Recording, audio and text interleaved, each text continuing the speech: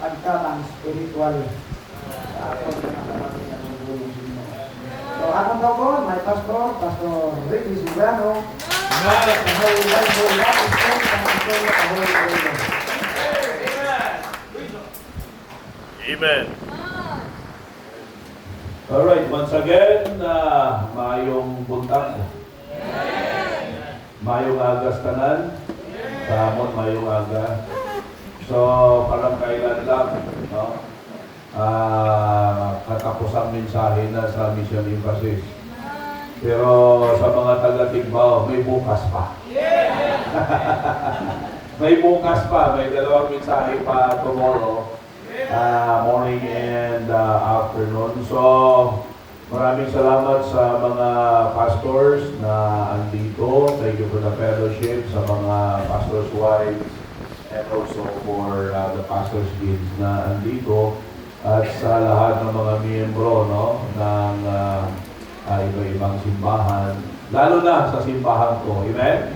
Dahil wala tayo dito kung hindi sila nag-host ng Mission Emphasis na to. Thank you, Pastor Gansor, for your heart and for the invitation na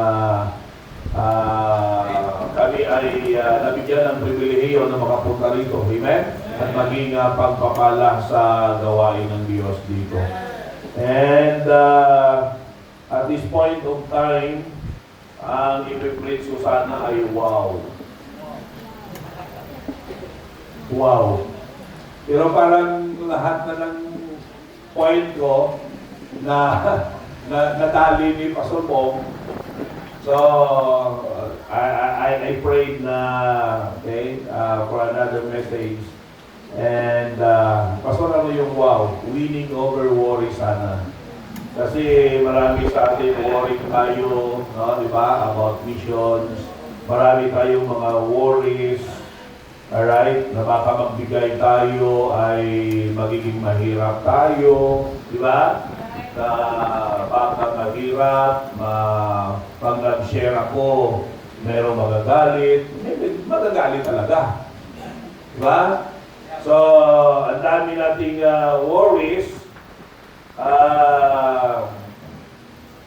But, you know what? Isang solution dito ay pag-aralan natin sa umaga ito as the final message na itong Mission Emphasis. Alright, let's everybody please to stand as we respect the Word of God, and let us open our Bibles in 2 Timothy chapter 4. 2 Timothy chapter 4. Maraming salamat, Pastor Bong, sa napakagandang mensahe. Are you blessed? Amen. Alright. So, dalawa lang ang hindi mag-bless sa mensaheng yun. Una, yung mga wala rito. Pangalawa, kung tulog ka. Diba? Pero kapag gising ka lang at nakikinig, ako'y naniniwalang ikaw talaga ay mag-bless sa mensaheng yun. Alright? 2 Timothy chapter 4, ating nung babasahin verses number 10 hanggang verse number 18. Again, we will be covering the whole chapter, you know, the whole context. Magpapasa lang tayo mula verse 10 hanggang verse number 18. Alright? And I entitled the message this morning, A Heart Fixed Upon God. A Heart Fixed Upon God. Lord, verse number 10. Everybody, sabay tayo, ready, go.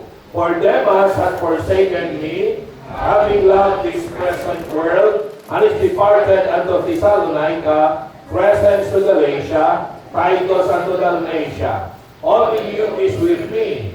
Take Mark and bring him with thee, for he is profitable to me for the ministry. And Tychicus have I sent to Ephesus. The cloth that I left at Troas with Carpus, when thou comest, bring with thee, and the books, but especially the parchments. Alexander the coppersmith did me much evil. The Lord reward him according to his works, of whom be thou aware also. For he hath greatly withstood our words. At my first answer, no man stood with me, but all men forsook me. I pray God that it may not be laid to their charge. Notwithstanding, the Lord stood with me, and strengthened me, that by me the preaching might be fully known, and that all the Gentiles might hear, and I was delivered out of the mouth of the lion. Tingnan nyo sa verse number 18. Ito yung pinaka-key verse natin. Verse number 18, and the Lord shall deliver me from every evil work, and will preserve me unto his heavenly kingdom, to whom be glory forever and ever. Amen. So, verse number 18 ay testimony ni Pablo based upon sa past experiences niya. Alright? Dahil ginawa yun ng Diyos, sabi niya, and the Lord shall deliver me. Ang kanyang puso ay fixed sa Panginoon. Ang kanyang puso ay nakatutok sa Panginoon. Let us pray. Loving Lord, Heavenly Father, it is my pleasure, it is my joy na maging kabahagi, Panginoon, sa napakahalagang gawain dito. Napakahalagang conference na to. I am praying, O Lord, that you will continue to use thy humble servant. Inaamin ko, Panginoon, na sa ating sarili ay wala akong magagawa. I am only dependent upon you. Kung hindi po ninyo ako, Panginoon, tutulungan, wala po talaga akong magagawa. Maraming salamat po sa paggamit sa inyong alagad. Maraming salamat, Panginoon, na kami po ay pwede niyong gamitin. Basta't kami ay handa lamang pong magpagamit sa inyo. Kayo po ang mangusap patuloy sa puso ng bawat isa. At nawa, Panginoon, tulungan po ninyo ang inyong alagad na magiging simple, magiging clear ang mensahe sa umaga nito. Ang lahat ng papuri at pasasalamat ay aming ipinabalik sa inyo sa matamis na pangalan ni Jesus.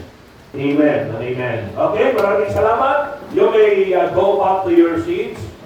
And this time, alam mo natin na ang 2 Timothy chapter 4 was Paul's final message to Timothy.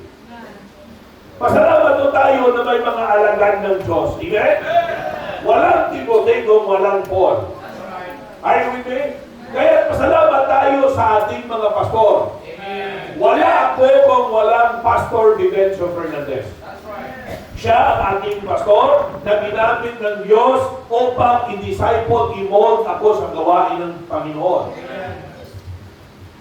And tayo ho ay malaki ang ating utang na loob sa Diyos. Dahil sa pastor na ibinigay sa ating mga buhay. Amen. We will not be what we will be today. Right. Kung Amen. walang alagan ng Diyos na ginamit Amen. ang ating Panginoon. Amen? Amen. Pasalamat tayo, kaya hindi nyo kaaway ang pastor. Kaya tamaan man kayo ng mensahe, huwag kayong magalit sa inyong pastor. Right. Amen. Sa totoo lang, hindi naman namin gusto magalit kayo sa amin. Right. O sino bang pastor dito na kapwa ko pastor na gusto niyang magalit na mga membro sa kanya? Hindi naman. Amen?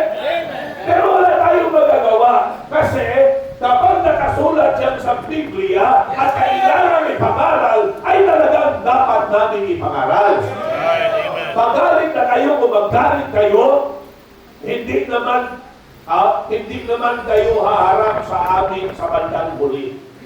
Dahil salita yan ng Panginoon. Salita yan ng Diyos. Amen? So, final na mensahe ni Pablo kay Timothy. Bakit?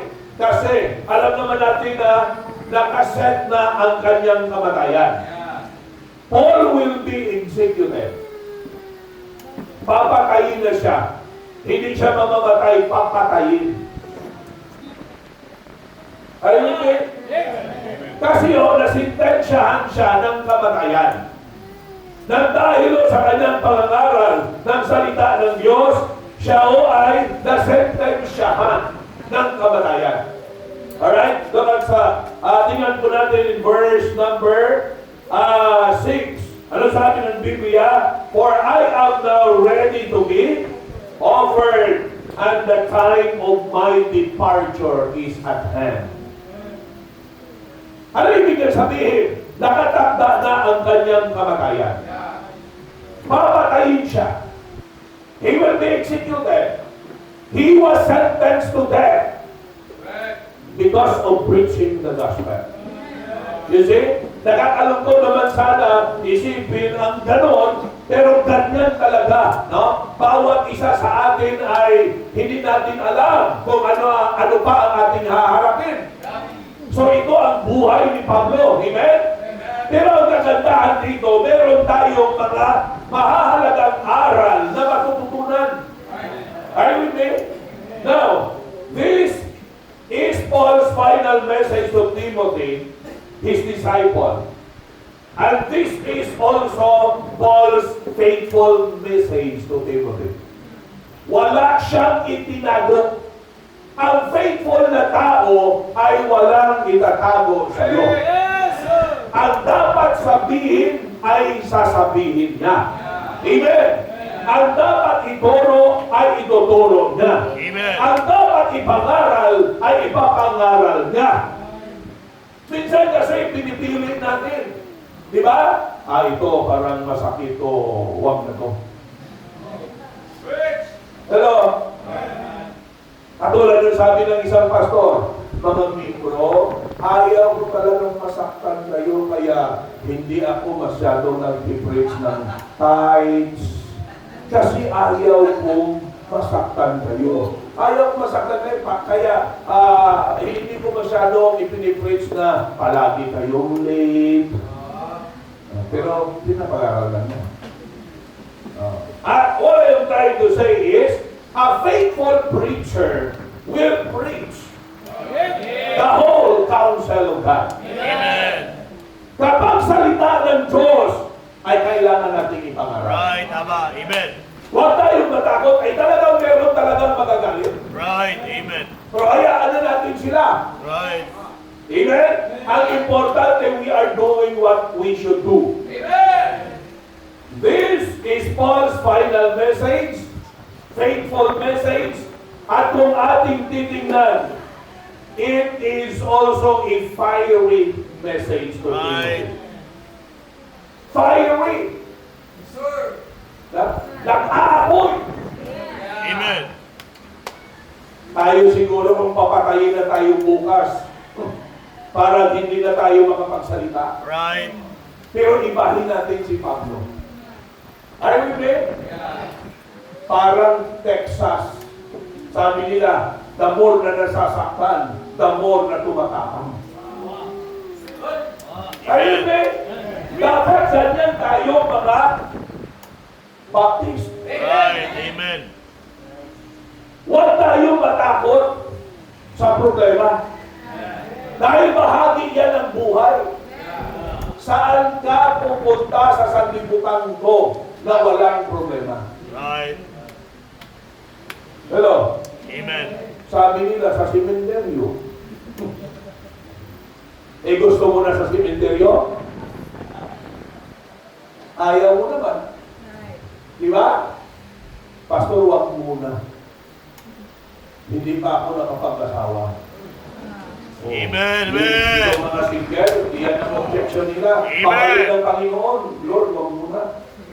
Right. Preach. Pero yung maraming utak, sige na Lord, balik na! Amen. Amen. Oh, Amen. this is a fiery message. Amen? And this is a fighting message. Amen. I have fought a good fight. You see? And alam mo natin ang mga nangyari dito at sa bandang huli ay in-emphasize ni Apostle Paul yung kanyang focus. Amen. Kung saan nakafocus ang kanyang heart. Are you with me? Napaka-importante, saan nakafocus ang ating mga puso? Na-mention kanina ni Pastor Bong, okay? The heart of the problem is the problem of the heart.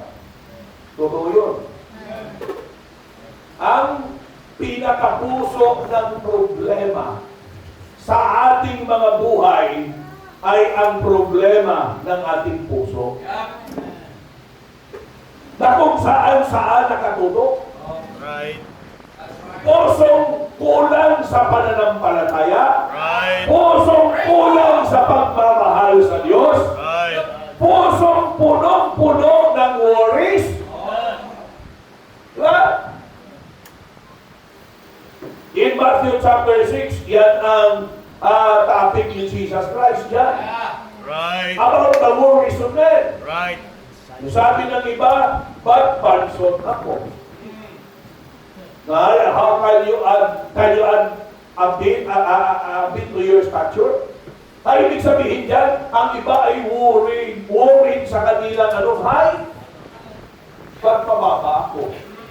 Hello, ba't si Pastor Ricky ang taas-taas? Height doesn't matter with the Lord. Amen? Amen. Height doesn't matter with the Lord. Amen. Ang importante yung puso mo. Amen. Amen?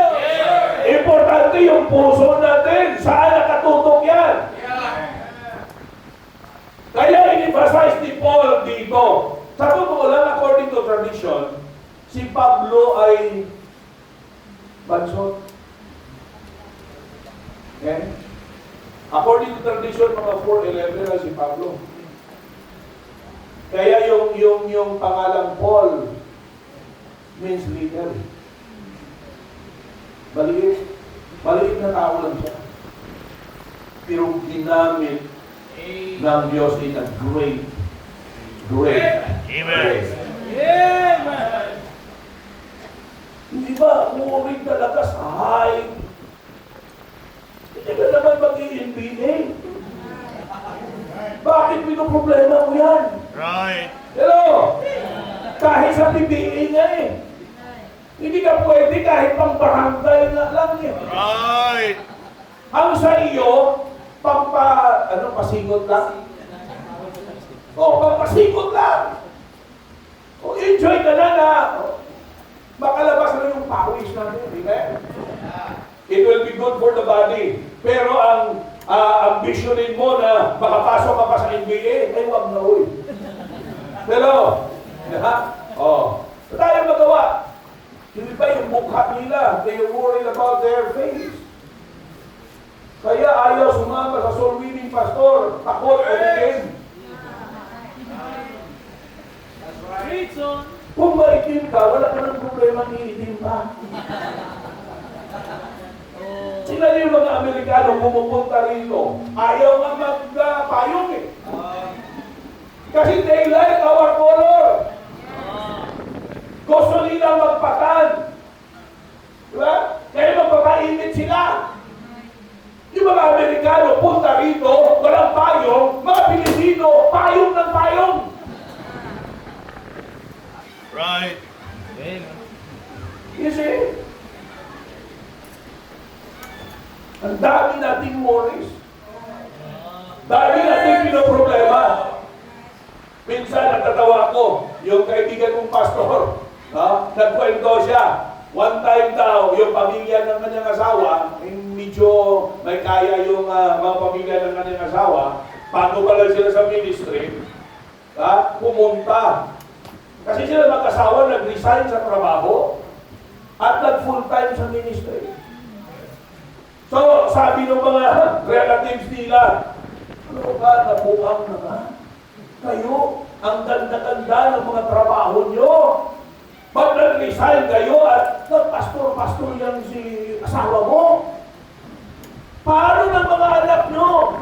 Paano na sila makapag-aral? Paano na pag nag-college sila?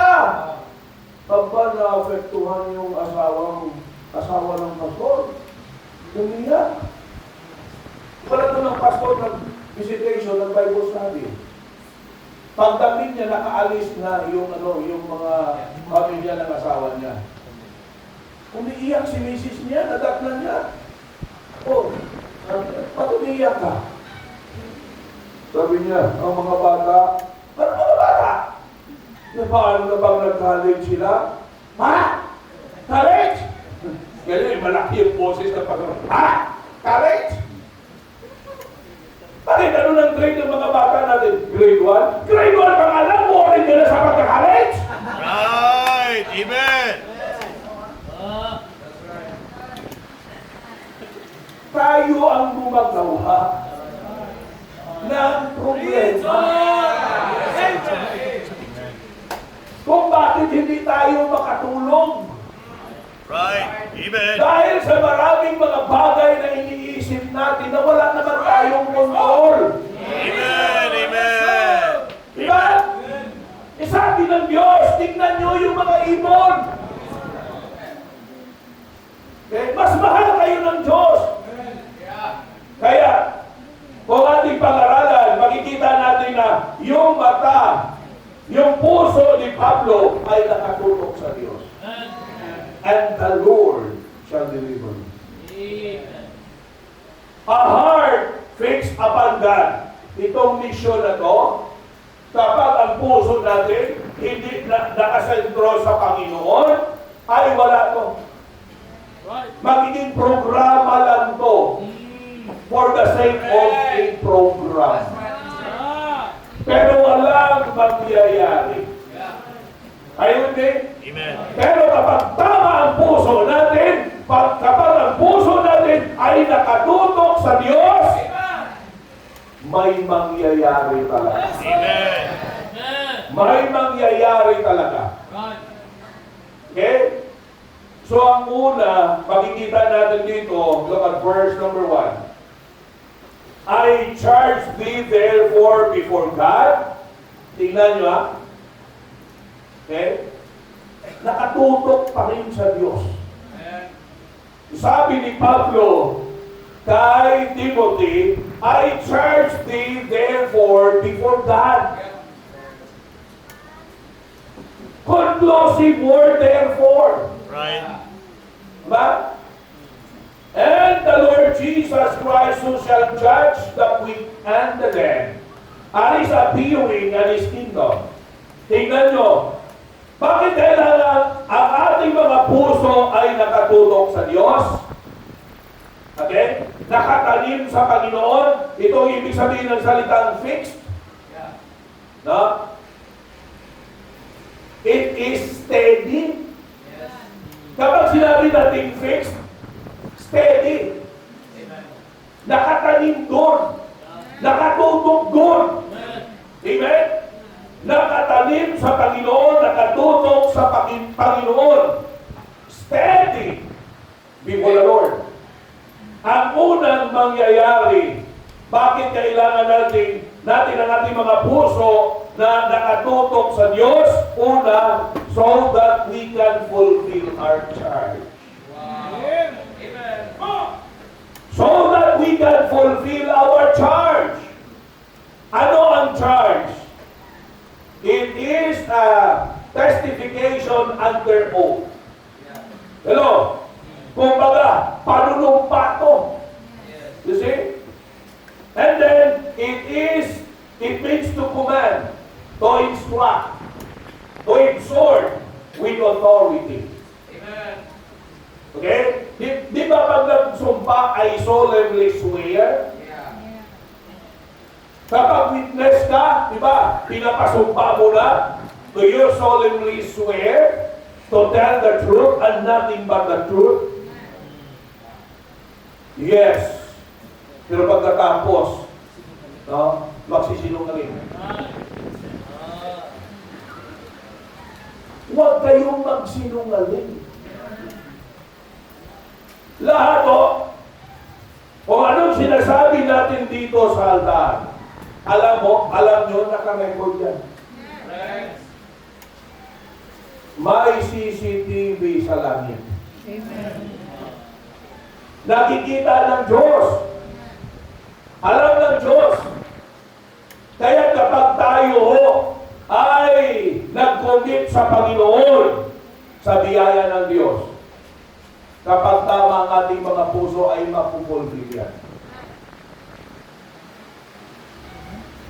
have a charge.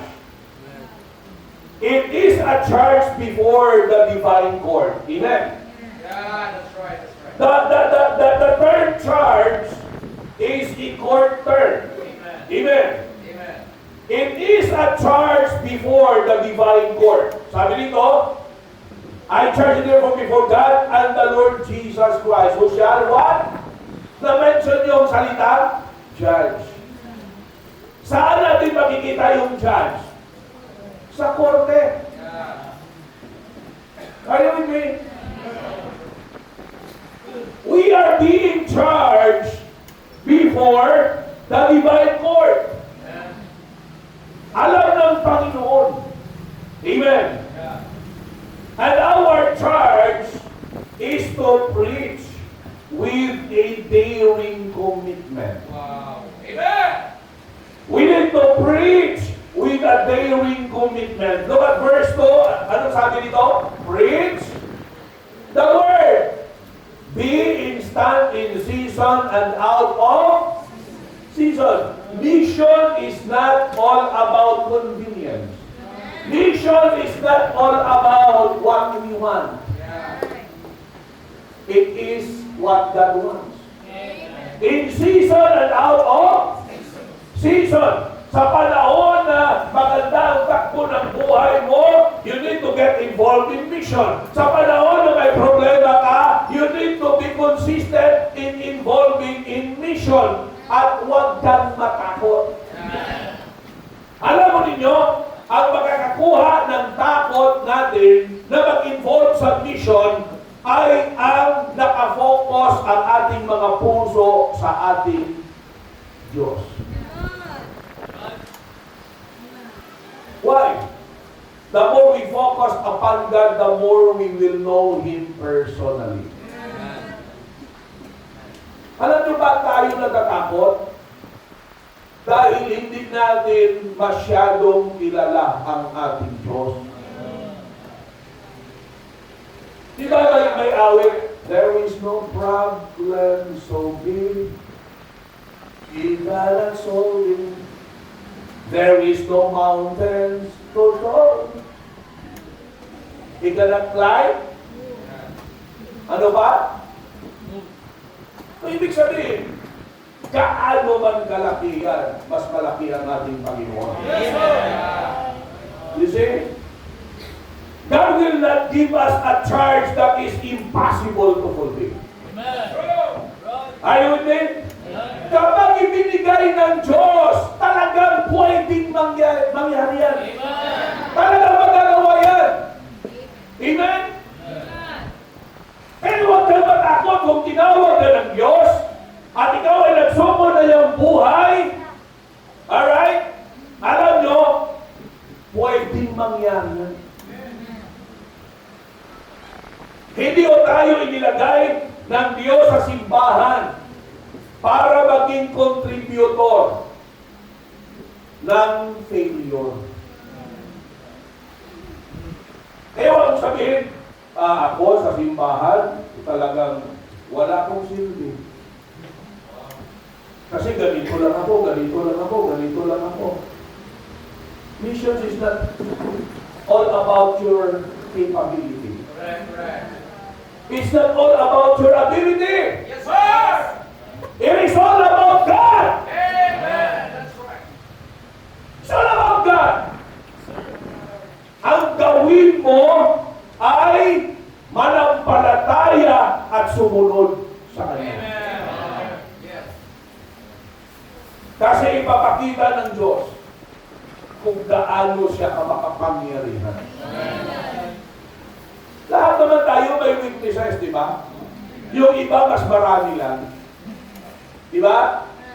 Talking about inferiority, that's my problem before. Dahil sa kami ho ay mahirap lang. Lumaki ako sa farm, mahirap ang buhay. So, na-develop sa akin yung inferiority complex.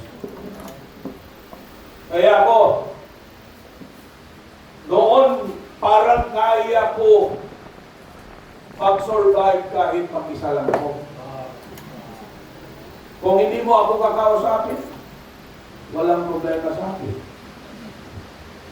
You see? Pero hindi maganda. Paano maliligtas ang tao kung magiging silent tayo? Correct. Sabi dito, preach! Yes, sir. Preach! Our church is to preach with a daring commitment. It is a charge before the divine court. It is a charge to preach with a daring commitment. It is a charge to prove our calling. Kung talagang tinawag ka ng Diyos, ay talagang papupulfill mo kung ano ang dapat mong gawin. Okay? Sabi nga nila, God did not call the equipped, but He equips those whom He calls. Tingnan nyo, sa aming mga alagad ng Diyos, kung yung mga equipped, lamang ang tinawag ng Diyos, sana lahat ng mga valedictorian, sana lahat ng mga cum laude, lahat ng mga magna cum laude, summa cum laude. Sana sila yung naging mga pastor. Yung mga asawa ng mga pastor, sana yung mga matatalino sa sanlibutan, di ba? Are you with me? Pero tingnan nyo, marami sa atin magna 9 years sa high school. Magna 9 years. Ang high school, 4 na taon na. 6 na ngayon, no? Junior high, may senior high. Ayaw, dinagdagan na nila. Malapit na sa 9 years. Yung 6, ginawa mong 9 years, so magna 9 years ka. Dito natin makikita na kapag tinawag ka talaga ng Diyos, ay talagang gagamitin niya ng Panginoon upang ma-fulfill kung ano yung panawagan niya sa buhay mo. Ibig sabihin, hindi problema kung ano tayo. Are you with me? Kapag nakatutok ang ating mga puso sa ating Diyos, Yes, sir. masosolve yung mga problema niya. Okay? Let us have a fixed heart upon God so that we can fulfill our charge. Amen. Preach the gospel, be instant in season and out of season. Amen. Ito yung trabaho natin, walang katapusan doon. Habang tayo'y nabubuhay. Are you with me? Habang tayo'y nabubuhay, dapat isa-isip natin, isa-puso natin ang gawain ipinagkaloob ng Diyos sa atin. Yes, sir. Ha? Huwag natin i-neglect. Ang gawain ko, sabi ko nga, sa akin this is my personal belief and my personal conviction. And this is what I am teaching sa aming mga Bible students at sa aming mga staff. Sabi ko sa kanila, kapag kayo nag-start ng gawain, ayaw kong mag-sideline. Bakit? Sabi ko, kapag ikaw nag-sideline, magtatrabaho ka sa tao. Yeah. Diba? Papayaran ka ng tao. Alam niyo ba, bilang pastor, ang boss natin, ang Diyos. Yes, sir. Ang employer natin, ang Diyos. Amen. Who is more faithful Yes. Good. na magbayad sa atin? Ang tao o ang Diyos? Amen. Kasi ganito yan. Pag nagtrabaho ka sa tao, doon ka 8 hours a day. Di ba? Walang kaluluwang maliligtas. Correct. Pero kapag tinutukan natin ang trabaho kung saan tayo tinawag ng Diyos, amen? saying na minamaliit ko kayo kung meron na ditong pastor. I respect you. Okay? Sa amin yan, sa akin yan personally. This is my personal belief. Okay? Na gusto kong ma-adapt din ng aming mga products. Kasi, ako'y naniniwala na ang Diyos ay mas faithful. Yes, sir. Kaysa sino mang persona. Personalidad sa sanlibutan ko. Pag nagtrabaho ka doon, 8 hours, they do not show meaning na 8 hours. Amen. Ilang tao na yan. Pero, at alam mo ba, minsan, dami mong dala pag-uwi mo. Yes, sir. Correct. Amen. Pakakainin mo na, padadalahan ka pa. Amen. Oh, Yes, sila. sir. Experience nila. Hindi nagugutom ang sulina. Amen. Di ba? Experience natin yan. Pastor, dito na kayo ba ng halingan? Yes. Minsan, ako lang, ma'am, marami kami, isa kaming sasakyan. Di ba? So, minsan, ipadala na lang. Eh, talaga kapag surrender ka, hindi ka magugutom. Amen. Walang gutom sa ministry kapag surrender ka. Dahil may gagamitin at gagamitin talaga ang Diyos na kasusurinin natin na pagpapakain sa atin. Minsan may bigas na lang, may gulay pa, may isda pa. Hello? One time, Martes pa lang, wala na, ubos na ang budget. Ang offering. Sabi nung isang worker, Pastor, pwede naman tayo pangutap doon sa tindahan dahil sabi ng may-ari doon. Sabihin mo si Pastor kung may kailangan kayo, pwede siyang magutang dito. Pari ang asawa nung sa Amerikay. Bumayari ng tindera. Sabi niya, pwede si Pastor, pumutang dito. Sabihin ko sa kanya, bigas. Sabi ko sa kanya, huwag. Labas tayo. Sulwiling tayo. Amen. Alam nyo, pagbalik, may mga bigas sila na dala, may Coke Blue, may Pepsi Blue. Diba? Naguso dati yung Pepsi Blue. Oh. Sabi ko sa nila, tingnan nyo. Amen. Amen. Amen. Ito yung sagot. Kaysa pagmukmok tayo, umiyak tayo, Yes. questionin natin ang Panginoon, may awang ba talaga tayo? You see? When we focus upon God, alam natin, hindi tayo papabayaan ng Diyos. Amen. Amen.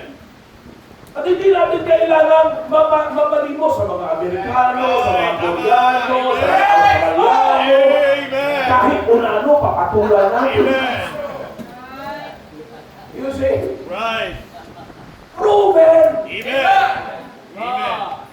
Maliit na bayan lang ang ahoy. Alam niyo ba sa yan? Right. Maliit na bayan lang ang ahoy. Ang proper ay pasunira. Parang barangay lang ng ibang bayan. You see? Kaya we extend our soul winning ministry sa mga karating bayan. Amen. Lemery, Concepcion, Sara, Barotac, Viejo. Yung maliit na naman, pakalit-palit lang namin dyan. Amen. Malayo pa, kilala namin, andyan naman ang mga Bible ba? Amen. Kasi maganda, kilala tayo. Yan ang solusyon. That's right. Hindi ba kasi minsan, totoo yun, pasubong. Di ba, itong NV, okay lang kong NV 350. Amen. Amen. More. Okay yun. Ba? Magagamit yun. Amen. Pero yung NV, magsiselos tayo dahil ang daming Amerikanong supporter nila, pumupunta dyan.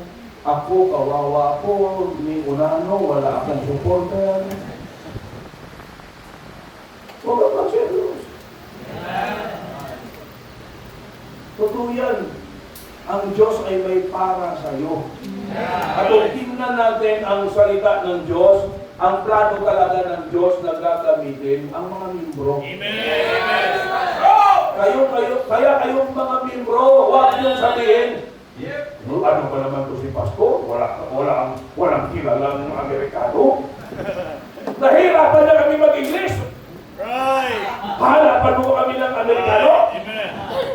Ang Amen. hirap. Ako kaya ayaw ko mag-imbita ng mga Amerikano. Kasi nahihirapan ako mag-English. Right. Pag-iisip ka na ng English mo, mag-iisip ka pa ng iba kakain mo sa kanila. Right. You see? Oh. O ditong mga membro, hindi ka pa magkukompromise. Right. Amen.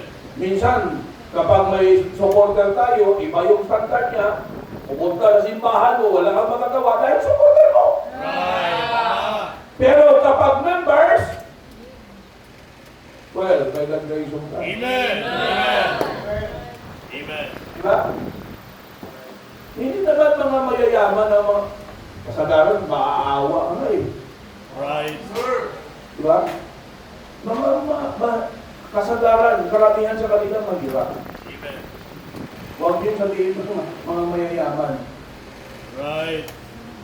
Karamihan mahirap. Yung mga naging professional na, nakatrabaho na, yun, mga libro talaga. You see? Ano lang ang sekreto? Maging faithful tayo sa pangangaral ng salita ng Diyos. Amen. Turuan natin ang ating mga members. Amen. Maging faithful steward. Amen. Huwag matakot. Amen. Kapag nasa Bible, huwag tayong matakot. Right. Aalis ang aalis. Amen. Kahit hindi mo ipangaral yan. Monday, aalis talaga yan. Right. Tama. Mabuti na mas maaga. Right. Amen. Di ba? Amen. Kasi kapag lumalim na ang relasyon mo sa Kanya, mas masakit. Right. Aalis lang din naman. Di ba? Right. Oo. Ang salita ng Diyos ay cleansing agent. Right. Purifying agent. Right. Let us just be faithful in teaching. In teaching. Amen. Ipanalangin natin na huwag tayong matakot ng aral. Amen. At itong napatunayan ko, kahit mga mahihirap, kayang pagkalain ng Diyos. At kayang gamitin ng Diyos. Amen. Minsan, parang nakaawa ko sa kanila, yung mga commitments namin, ang dami. Right. Diba? Ang dami. Alam ko naman ang kapasidad nila. Amen. Kasi yun ang karamihan. Alam ko rin naman ang kapasidad ng iba na kung saan na mag-pull out lang. Amen. Doble, triple sana ang magagawa sa gawain ng Diyos. Amen. Amen? Ano pa namang legacy ang pwede natin iwan? Right. So sabi ni Pastor Burgong, lahat yan connected sa ating faithful service. Right. Tama. Diba? Amen. Magiging kilala tayo sa sanlibutan ko. Pagkatapos, hindi naman tayo faithful Right. sa pagsisilbi sa Panginoon. Di ba? Wala yan. Are you with me? Amen. We need a heart that is fixed upon God so that we can fulfill our charge. Pangalawa, so that we can face our challenges. Amen. Amen. Para maharap natin yung mga pagsubok sa buhay. Now listen, do not pray na walang challenges sa buhay dahil maling panalangin yan. There will be always challenges. Amen. Amen. Talagang titestingin ang ating pananampalataya. Yes, sir. The devil will try everything to hinder us, Right. to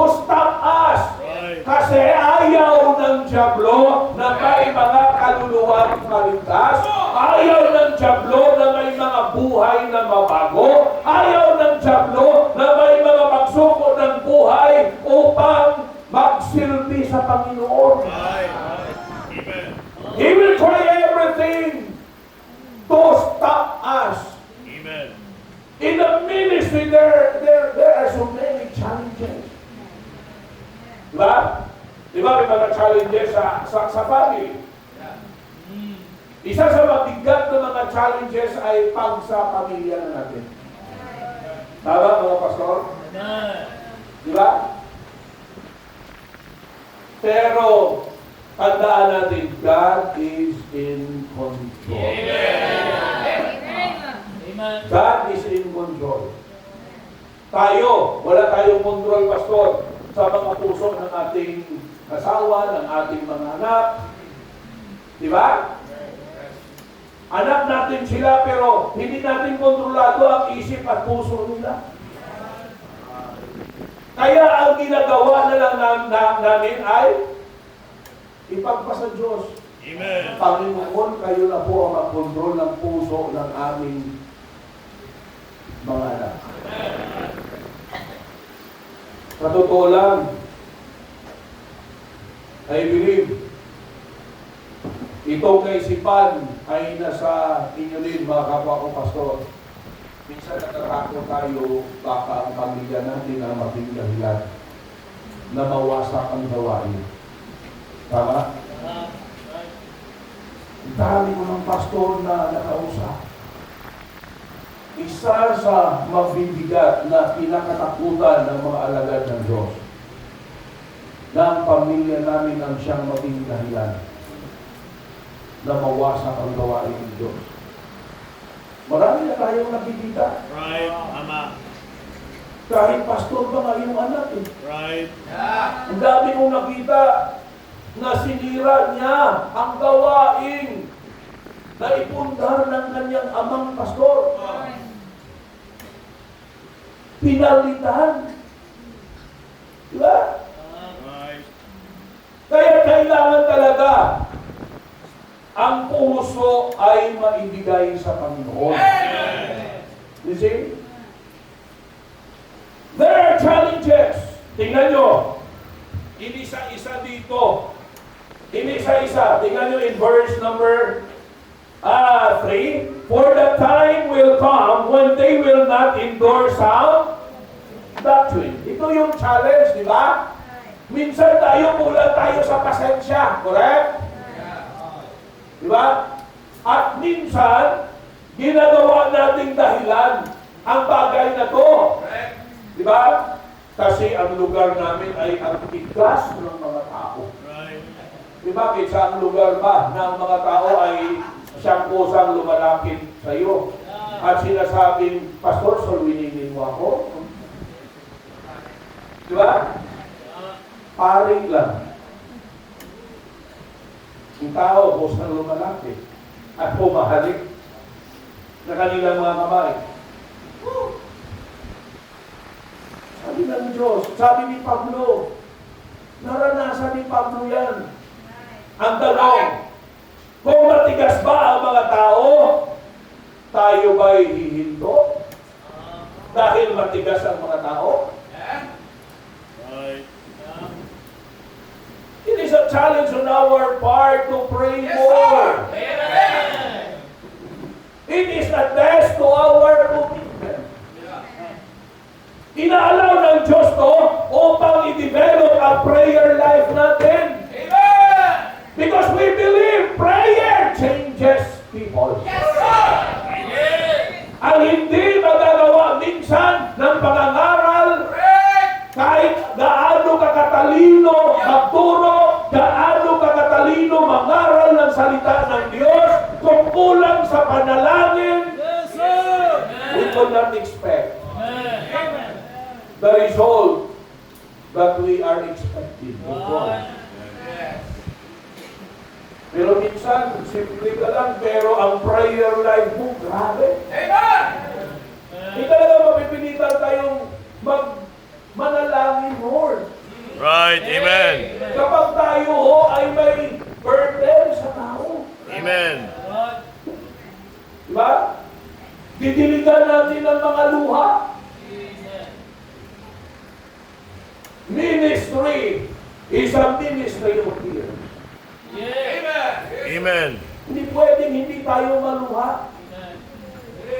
Are you with me? Amen. Pero hindi yung pinaplano mong maluha. Na kailangan kada preach mo talagang maiyak ka. Ako, alam ng mga membro, Right. minsan Amen. lang ako maiyak.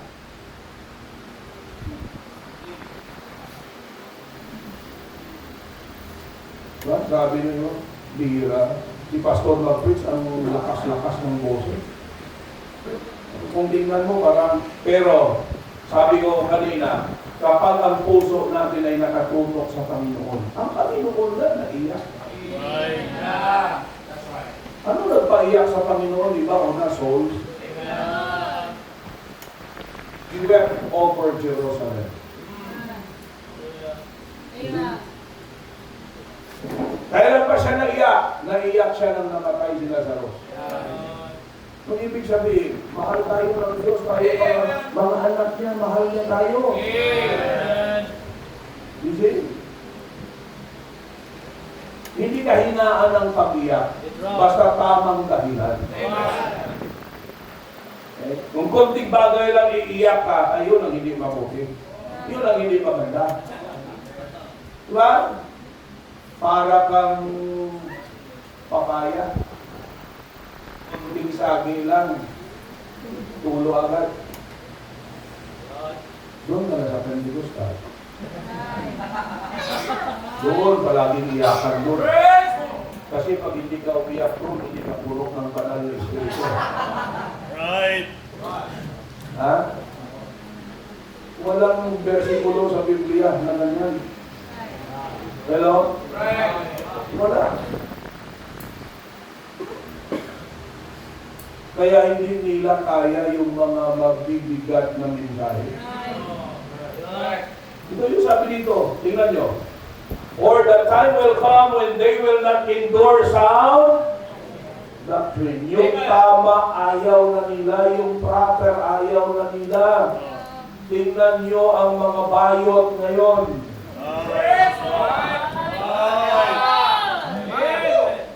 Mas gusto nila ang mali. Mas gusto nila ang hindi tama. Can you imagine ang laki-laki ng braso? Magli-lipstick? At mag-make up? Ha? At kitimbot-timbot?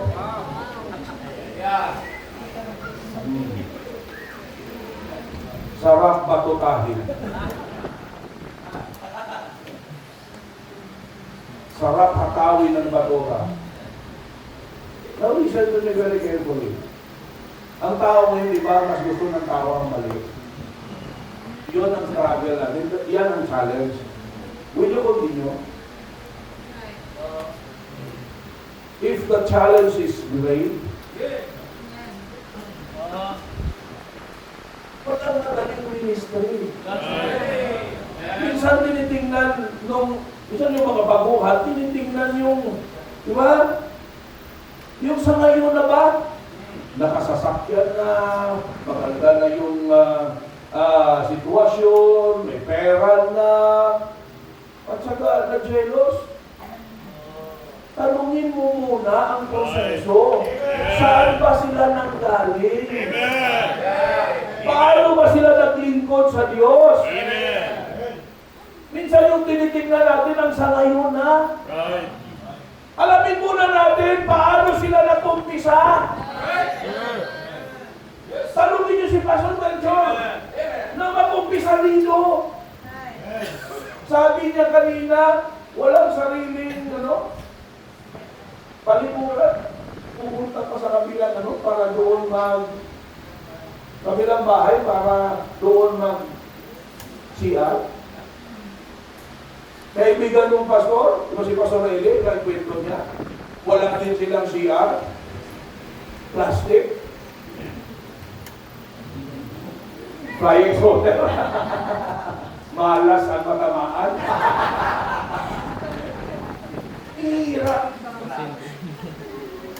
hindi tayo nakatutok sa Panginoon, pwede kang magtanong sa Diyos, Panginoon, bakit? Right.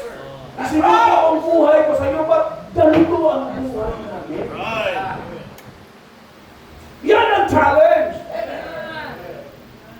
There is no easy ministry. Right. Amen. Pero alam nyo, mas makapangyarihan, mas malaki ang ating Panginoon. Amen.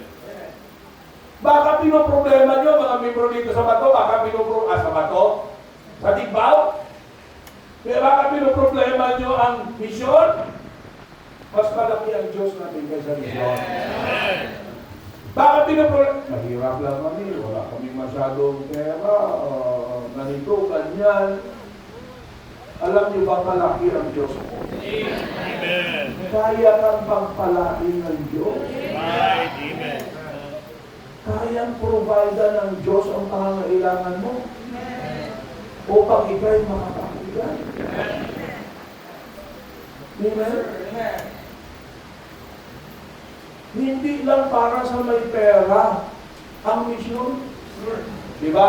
I believe, no?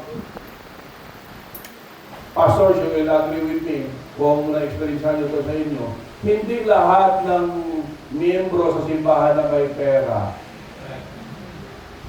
ang siyang nagbibigay ng pinakalaki. Right. Hindi lahat ng may kaya ay nagbibigay ng malaki. Right. Maraming miyembro na mahirap pero mas malaki pa ang bigay niya kaysa mga may kaya. Amen. Salamat sa mga may kaya na talagang minamaximize ang kanyang potensyal. Amen. You are a great blessing. Salamat sa inyo. Amen? Sana kung lahat ng may kaya ay ganyan. Amen. Malaki ang magagawa sa gawain ng Diyos. Diba? Pero it is not only limited sa may kaya. Right. Kung ano ang potential mo, kaya kang gamitin ng Diyos. Umpisa ka sa kung ano meron ka. Right. Diba, ang tanong one time, no? Natawagin ng Diyos si Moises, diba ang daming dahilan? Hindi mo anong eloquent sa Tagalog? Hindi mahusay magsalita. Ano kasi? Jungit. Jungit. Pitla sa ilong ko. Iligay nun. Jungit sa inyo. Ang gandang salita nun, jungit. Jungit. Hindi mahusay magsalita. Sabi, hindi sila maniniwala sa akin. Magtatanong sila ng pangalan mo, anong sasabihin ko? But before he was so eloquent dahil prinsipe siya. Kaya ang Diyos ay gumawa sa kanyang buhay dahil ma-pride siya dati. Right. Amen. God humbled him. 40 years in the wilderness. Mga hayop ang kasama niya. Kaya hindi na siya marunong mag-straight up. No, nag-straight kasi mga hayop doon. Amen. Yun. Yung lingwahe niya doon. Dati mga politiko, matataas na opisyal sa Egypt, mga kasama niya, palagi siyang guest speaker. Prinsipe naman. Right. Tama. Diba? Tingnan yung mga politiko, palaging mga guest speaker sila. Right. Diba? Pero God humbled him in the wilderness. Amen. Upang ipakita ng Diyos na dapat ang heart niya nakatutok sa Panginoon, hindi sa sarili niyang kakayahan. Amen. Ano sabi ng Panginoon, what is that in thy hand? Dami ng dahilan, dami mong alibay! Right! Amen. What is that in thy hand? Amen. Para kay Moises, ano ba naman yung sungkot? Tungkol? Pastor? Pastor naman yun, para sa mga hayop yun. Di ba? Ano ba naman magagawa yun? No? Sa napakalaking trabaho na ginagawa ng Diyos para basin ang lahat ng Israelite mula Egypto.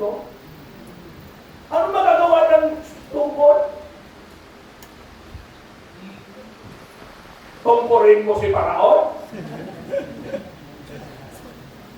Kasi, sabi ng Diyos, what is that is thine hand? Throw it. Amen. Anong sikreto? Sunod lang sa Diyos. Amen. Amen. Amen. Huwag mong tingnan kung ano ang kakayanan mo. Kasi minsan, dalawa lang ang ibinibigay niyan. Magiging proud tayo or magiging inferior tayo. Pero kung sa kakayanan ng Diyos tayo nakatuto, magiging tama ang ating reaction. Amen. Amen. Nung sumunod si Moises, doon ipinakita ng Diyos ang kanyang kapangyarihan. Amen. Hanggat hindi tayo sumusunod, hindi natin makikita ang mga milagro ng Diyos. Right. Ang daming milagro sa ministry. Huwag kayong maniwala sa milagro na nagpakita yung mukha ni Maria sa puno ng saging. Ang daming milagro. Mai-experience natin sa gawain ng Diyos. Sasabihin ko sa inyo. Sa pera, patungkol sa pera, ay, ang daming milagro. Right. Amen. During our first World Missions Conference, nag-commit ako sa Diyos. Ang panalangin ko sa Panginoon, hindi ko kukunin doon sa sa times. Prayer ko sa Panginoon na bigyan ako ng extra blessing. Wala. Malapit na, 1 week na lang, Mr. Conference na. Wala. Sabi ko sa mga membro, okay, may cellphone ako dito, ipagpipili ko to para sa commitment ko. Okay. Kung magkano ang commitment ko, yun lang ang medyo may negosyante akong young people, bilis na. Bilis na na ipagbilis ko, binigay ko. Mission Conference, wala na akong cellphone. Sabi no yung people, Pastor, alam ko, marami ko contact sa'yo dahil Mission Conference. So, gamitin mo muna itong isa kong driver. Ano may ginapit ka? On the last day ng Mission Conference, tinawag ako ng isang member, Pastor, pwede kang pumunta sa bahay. Doon na Pastor kumain. Habang kumakain, kinukwento niya. May pagbili nila yung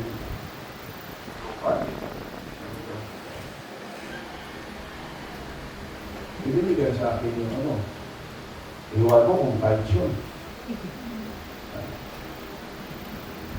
At least may ibinigay siya na Pinagbili ko ang cellphone ko, 3,000. Yun ang commitment ko. Way back 2001.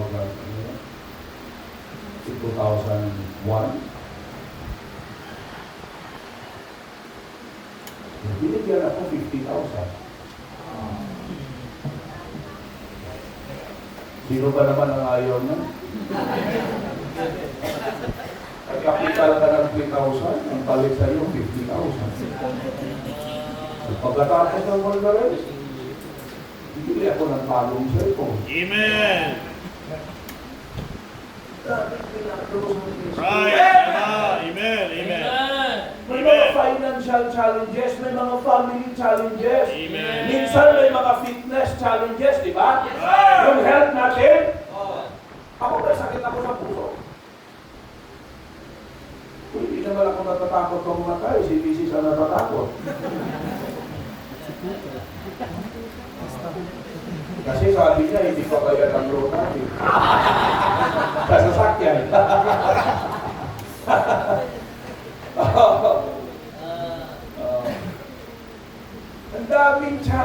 sa ministry. Diba? Family challenges, Amen. financial challenges, fitness challenges. Yung iba, ng mga friends nyo, iiwan kayo dahil nag-baptist na kayo. Right. Tama. Tama? Right. Amen. May mga family tayo na, no? Nalayo na sila sa atin dahil nag-baptist tayo. May mga family tayo na para sa kanila, gumano na tayo. Right. Right. Dahil ang laki ng potential natin. Amen. Bandang pastor-pastor lang. Right. Amen. No, ako'y magsukod na ang buhay, nag-aaral sa Bible School. Sabi yung mga teachers ko, kilala din nila ako, doon sa high school, na malaman nila na ako'y nag-Bible School. Kasi Ricky, sayang. Sayang yung nabata yan. Magpapastor lang. Parinig ko, medyo masakit. Siyempre. Pwede naman mag-engineer yan. Ba't magpapastor? Pero hindi ko pinakinggan yun. That Amen. was a challenge on my calling. Ang isa kong relative, sabi niya, punta ka sa akin. Kasi nag-quit ako sa college. Punta ka sa akin at i-apply kita ng scholarship. Scholar na ako din ng bago ako nag-quit. Sabi ko sa kanya, hindi na. Kasi Bible school ako. So hinarap ko, challenge yun. Pagmamaliit sa'yo. Yung Amen. pagmamaliit sa pagiging pastor.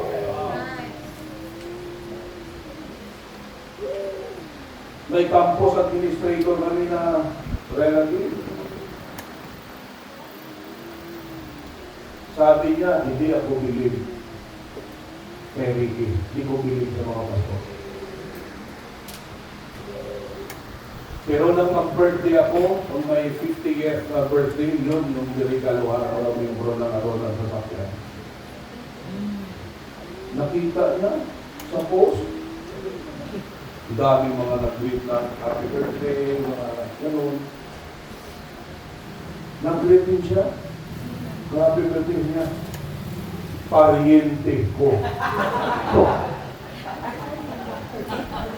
Intindihan niya pariente? Relative. Relative ko to si Pastor Ricky. Amen. We just need to prove to them how faithful our God. Tutok lang tayo sa Diyos. Hindi imposible itong mission. May kahirapan? Yes, may kahirapan. Hindi naman namin sinabing madali. Alam ni Pastor Bensoria, sabi ko sa inyo kagakapon, hindi madaling iwan niya doon ang pamilya niya, iwan ang, may lupain ito doon. Ilang hektarya ang lupain niya dito. Amen. Okay na ang buhay niya doon. May simbahan doon. Pinapastoran niya. Maraming ayaw na pumunta siya rito. Pero dahil sa misyon, alam niya mahirap, daladalang pamilya niya. Kaya yung sabi niya, yung panganay niya, medyo may trauma dahil sa hirap na naranasan nila. Hello?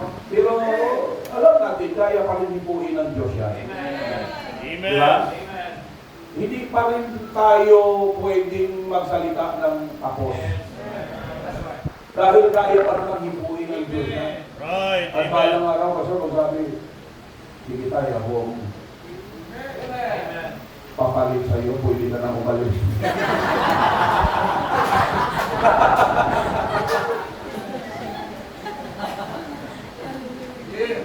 Are you with me? Amen. Amen. Tutok lang sa Panginoon. May mga challenges. Pero we can face all of that. Amen. We can face all of that. Lastly, Amen. tapos na tayo. So that we can fulfill our charge, so that we can face our challenges, and lastly, so that we can face God clear. Amen. So that we can face God clear. Amen. Look at verse number 7. Sabi niya, verse 6, for I am now ready. Ready siya. Sa susunod na mangyayari sa buhay niya. Handa na siya. Tingnan niyo verse 7. I have fought a good fight. I have finished my course. I have kept the faith. Henceforth, there is laid up for me a crown of righteousness, which the Lord, the righteous judge, shall give me at that day, and not to me only, but unto all them also that love his appearing. Tingnan nyo, darating ang panahon na tayo'y haharap sa Diyos. Right. Katulad ng sabi ni Pablo, my hands are clean from the blood of all men. Wow. Ano ibig sabihin? Clear siya sa accountability dahil ginawa niya ang dapat niyang gawin. May pananagutan tayo sa Diyos. May responsibility tayo sa Diyos. May accountability tayo sa Diyos. Tayo ay haharap sa ating Panginoon at magbibigay. Kung sa taga o sa ilong mo pahusay. Husay din dito. Judging. Yung sinabi sa verse number 1. The Lord Jesus Christ who shall judge. Tayo rin eh. Tayo ihaharap sa ating Panginoon. Right. Di ba may awitin yan? Ha? Sa panahon tayo ihaharap sa ating Panginoon, ang tanong, ilan ba ang ating natulungan? Ilan pa ang naligtas? Nang tayo ay nasa lupa, ano ang ating ginawa? At the conclusion of our life, what matters is what we have done for the Lord. All other else are extras. Right. Ang tanong, ang ginagawa ba natin ay counted sa Panginoon? Amen. Anytime. The trumpet may sound. And it will answer us who. Amen? Amen. At tayo'y haharap sa ating hukom. Hindi para i-judge ang ating kaluluwa, kundi i-judge kung paano tayo nagsilbi sa Kanya. Kung hindi natin gagawin to, may pananakutan tayo. Kung gagawin natin, makiklear tayo. Amen. At tayo itatanggap ng crowns. Hello? Rewards! Ganyan kabuti ang ating Panginoon. Amen. Kapag siya ay may iniutos, may corresponding na reward. Amen. Ang ibig sabihin, hindi malalagay sa baliwala lang ang mga ginagawa nating sacrifices. Amen. Yung nainitan tayo, naulanan tayo, nagkasakit tayo, di ba? Naubos yung pera natin dahil sa gawain, lahat ng mga sacrifices na ating ginawa, lahat yun ay may reward ang ating Panginoon. Amen. Basta ginawin natin para sa Kanya. Okay lang tayo? Amen. Amen. Ang importante yung puso natin nakatutok Right. Sa Diyos. Amen. Kasi kung sa iba yan nakatutok, Right. tingnan yung itong ibang mga lalaki, Right.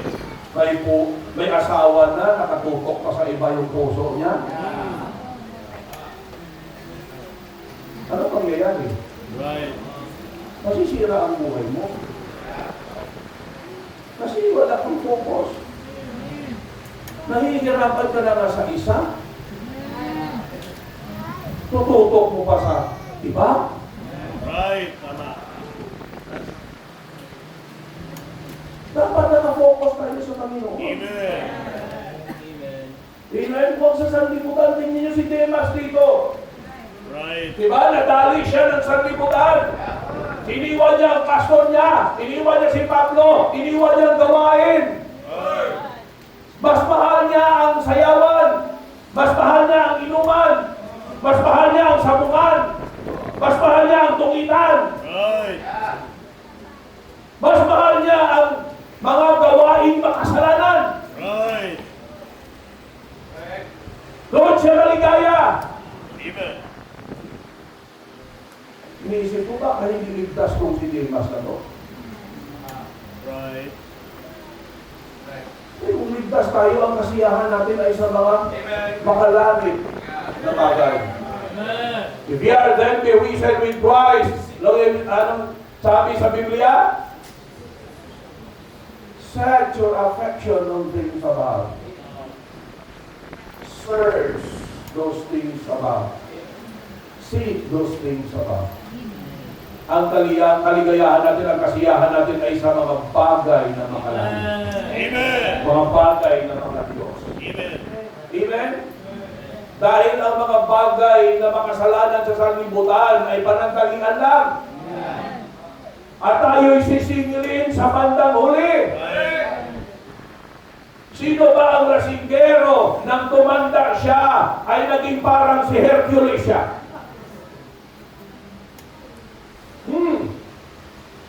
Naging parang si Superman siya. Hindi yung mga lasinggero. 50 pa lang. Ang hitsura niya parang 80 na. Di ba, minsan pag nag-short-meeting tayo, kinukuya natin, kuya, sa amin, nong, yun pala, mas bata pa kaysa atin. Mas matanda pa tayo kaysa kanila. Dahil sa kasalanan ng sanlibutan, madali kang tatanda. Amen? Pero kapag tayo ho ay matapat na mga anak ng Diyos, Amen. may edad ka na pero parang bata ka lang. Amen? Palagi kang nakatawa, palagi kang masaya. Di ba? Hindi mo na kailangan pumunta ng parlor, ng dermatologist, at magbayad ng malaki. Bakit? Kung ikay masaya sa gawain ng Diyos, bumabata ka.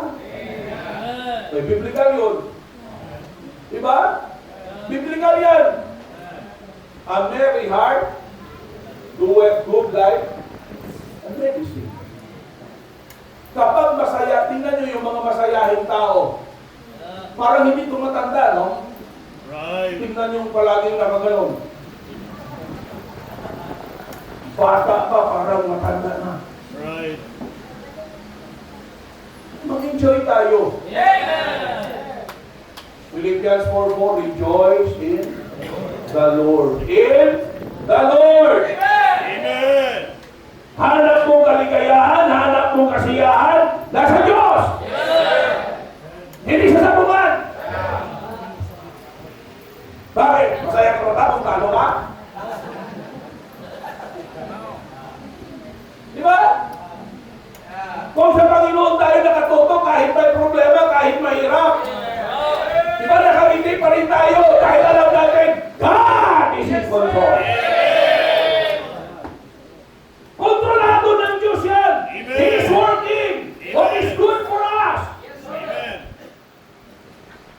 Kailangan lang natin sumunod. Amen. Mission is not impossible kapag ang ating mga puso ay nakatutok sa Diyos. Amen. We can fulfill our charge. We can face our challenges. And lastly, we can face God clear. Amen. Clear sa pananagutan. Amen. Amen. Clear yung rewards Amen. na tatanggapin. Sigurado yun. Are you with me? I hope naging pagpapala ang salita ng Diyos at naway magiging pagpapala ang bawat isa sa misyon. Amen. Kayo mga taga-Tigbaw, naway magiging pagpapala kayo sa gawaing misyon ng inyong simbahan. Kayong nasa ibang simbahan, the same ang panalangin ko para sa inyo. Be a blessing. Mission is not a burden.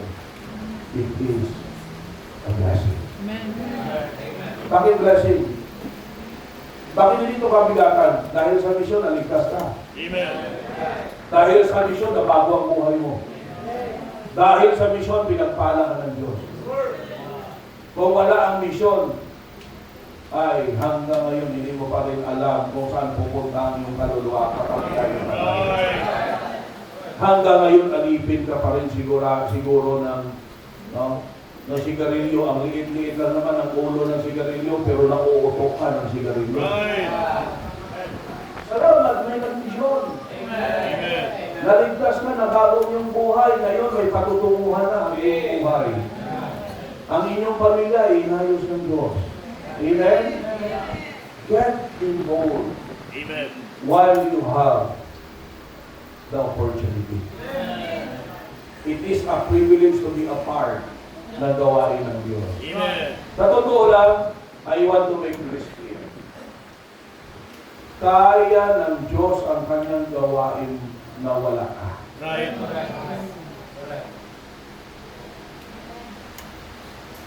Wala ako, kaya ng Diyos. Kung wala ako dito, pwedeng maging speaker dito si Pastor Efraim. Patuloy ang misyon. Diba?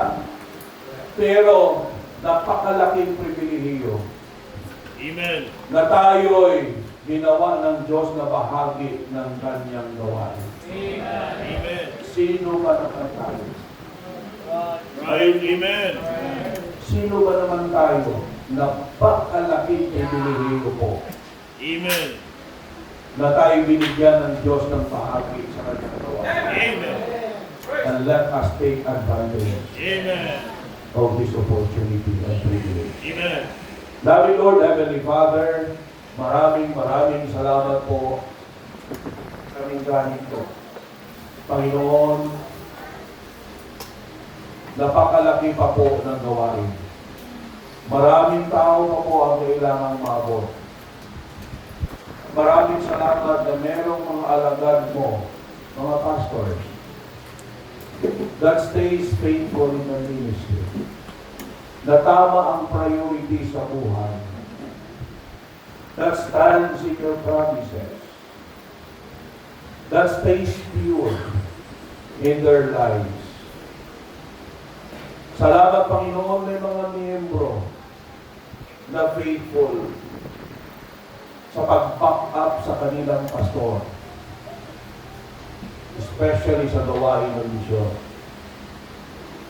Patuloy po kayong gumawa sa puso ng bawat isa at naway masilyuhan ang mga desisyon. Yung mga nakapag-desisyon na mag-involve at nag-i-involve na Panginoon, panahon ito na ma-renew ang kanilang commitment. Sa mga hindi pa nagsuko ng kanilang buhay upang mag-involve sa misyon, panahon na rin ito upang sila mag-desisyon na mag-involve, Panginoon. At sa mga pastors, maraming salamat. Napakalaking blessing na may mga pastors na patuloy sa gawain kahit alam namin maraming kahirapan. Salamat, Panginoon, na napakabuti ninyong Diyos. Wala kaming dahilan na huminto. Wala kaming dahilan na magtanong sa iyo na sumama ang aming mga kalooban dahil sa napakabuti mong Diyos. Ang lahat ng plano at kagustuhan mo para sa amin ay yung pinakamabuti para sa amin. Nawa balikan ka namin ng matapat na paglilingkod, mapagmahal na paglilingkod, na patuloy ang aming mga puso ay nakatutok sa iyo. At hindi namin i-neglect, katulad ng unang mensahe, huwag namin i-neglect ang mga bagay na dapat namin bigyan ng halaga at patuloy na i-improve. Panginoon, dalhin po ninyo ang bawat isa dito sa altar upang ipahayag ang kanilang mga desisyon at tungkol sa pagpapatuloy sa gawain ng misyon, patuloy na pagsuporta sa misyon, patuloy na pag-aakay ng kaluluwa, whatever, Panginoon, ang mga bagay na i-involve sa misyon, nawa ang bawat isa ay magkaroon ng desisyon na gawin ito. Sundin ito. Nabili ko sa inyo ang invitation sa matamis na pangalan ng Yesus. Habang nakayo po ang ulo, nakapikit ang mga mata, napakinggan natin anim na mensahe na mula kahapon. Ano ang desisyon mo, kapatid? Ang altar ay bukas. Pumunta ka rito at kausapin mo ang Diyos. Gumawa ka ng desisyon. Lord, andito ako. Andito ako, Panginoon. Salamat sa pagligtas mo sa akin. Salamat sa pagbago mo ng buhay ko. Salamat sa pag-ayos mo ng pamilya ko. Salamat, Panginoon, sa inyong pagmamahal at kabutihan. Ngayon, nalaman ko kung gaano kahalaga ang misyon.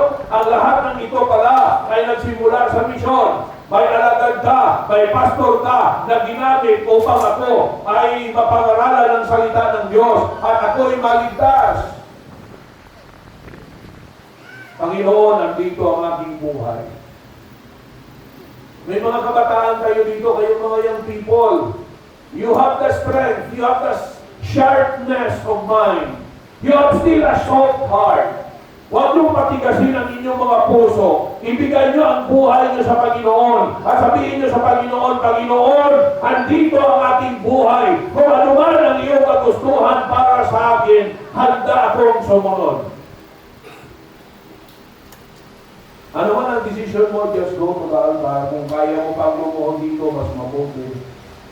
You got to the altar. People need the Lord. People still need the Lord. You can. Kaya mo pang lumuhod, you can to the altar, humble yourself before the Lord. Kasi alam nyo, ang mga taong tinutulungan ng Diyos, ang mga taong mapagbumbaba. And the best strength is the strength that comes from God. Tayo, may limitasyon ng ating kalakasan. May limitasyon tayo, pero ang Diyos na ating pinagsisilbihan ay Diyos ng lahat ng kailangan natin sa Kanya. Sa Kanya tayo tumutok. Magiging buo ang ating mga puso. Itutok natin sa ating Panginoong Hesus. Ang ating mga kahinaan, ang Diyos ang pagpupuno ng lakas. Upang ma-overcome natin. Lahat tayo, may mga weaknesses tayo. May mga kahinaan tayo. Pero salamat, kilalanin mo ang Diyos mo. Kapag kilala mo ang Diyos mo, diyan, mamamaximize ang potential na ibinigay ng Diyos sa iyo. Magagamit ka ng Panginoon. Makikita natin itong mga Kristiyano, mga alagad ng Diyos na ginamit ng Diyos in a great way, hindi dahil sa sila ay great. Ang daming mga great na membro, ang daming matatalinong membro, ang daming mga membro na magaganda ang buhay. Pero tingnan mo, maraming ganyang Kristiyano na hindi ginagamit ng Diyos.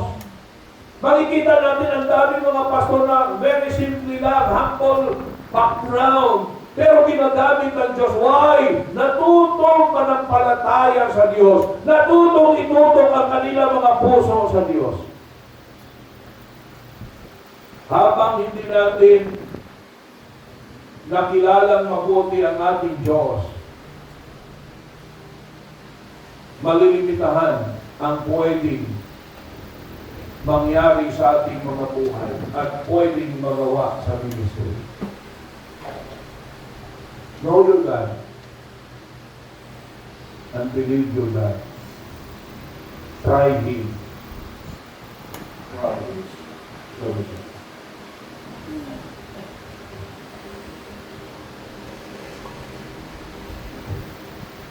Padayon na, ano sa Ginoo